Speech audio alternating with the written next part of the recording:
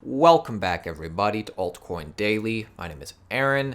Bitcoin bull and cryptocurrency expert Andreas Antonopoulos has just put himself on record, and he has given his opinion on the number one issue that nobody is talking about in cryptocurrency today. This video is very recent, March 25th, 2020.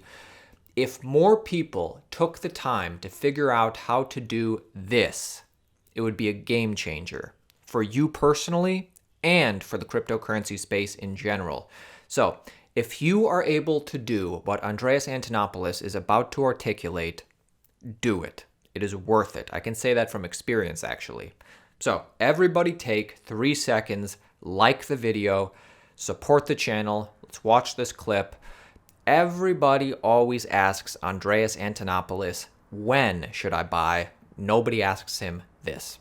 Okay, so next question. What do you think people ask you more about Bitcoin that they don't? They should ask me more about... What do you wish people ask you more that they usually don't do it? How I can use this in my work. So everybody's asking me when I should buy, instead of asking me how can I use this in my work or in my life. And I'm much more interested in how you use these technologies in your work or your life. And maybe not the time. For some people, it's not the time to use it in their work or their life. They don't need it, and that's okay. Then it's an interesting technology to learn about for educational purposes, especially if you're interested in computer science, but more broadly. If you are in an environment, and I think that's especially true of Argentina, then there's a lot more opportunity to use this as part of your work.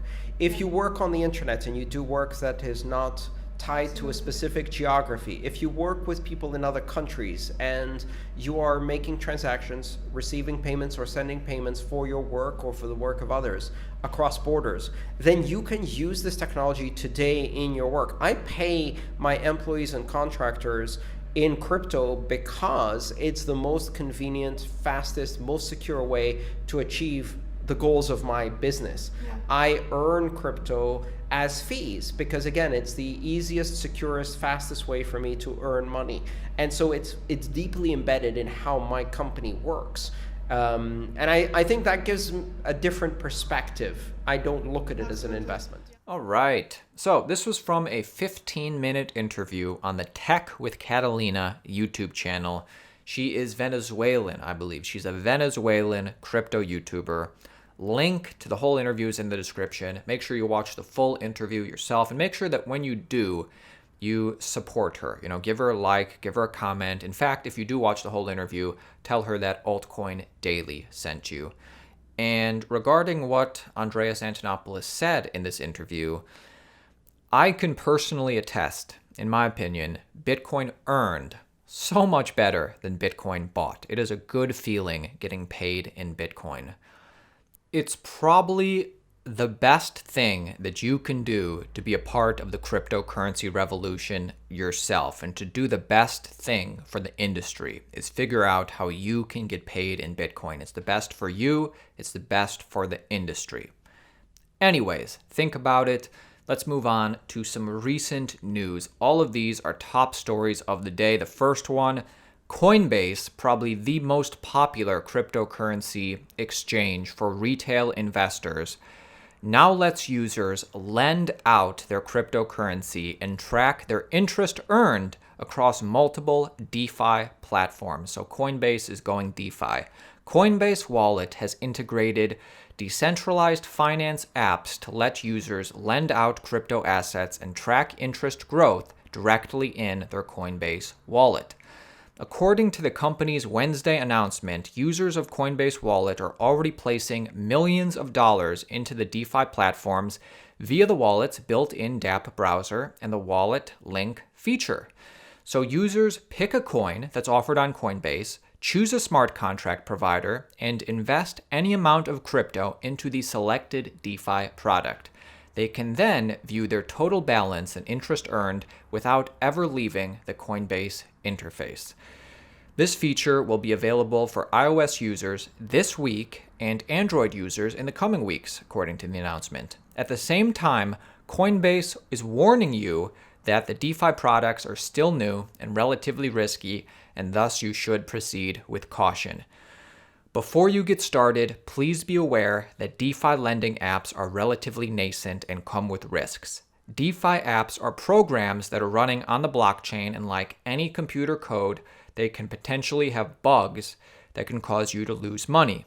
Returns are not guaranteed, and your deposits are not insured. So, very, very cool. Coinbase is continuing to be a part of this cryptocurrency revolution.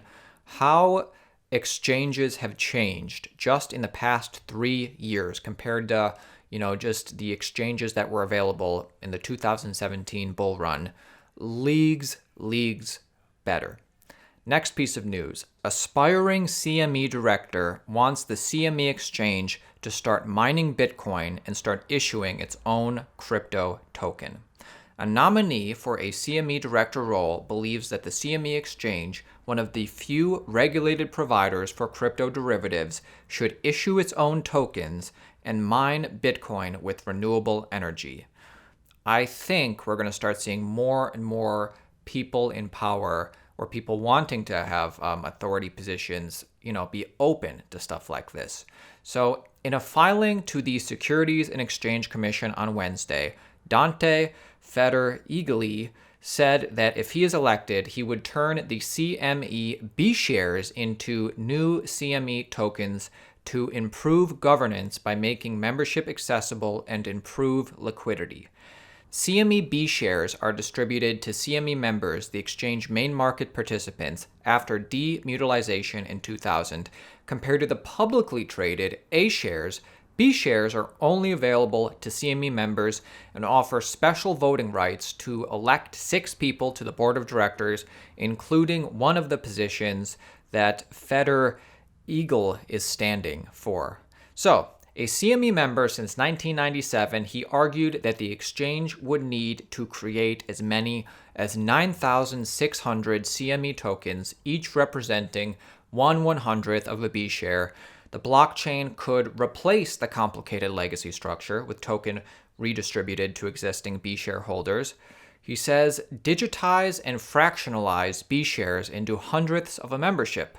Let them trade freely on a blockchain where all transactions and ownership are recorded. Tokens would enable future owners to gradually buy into a membership over time.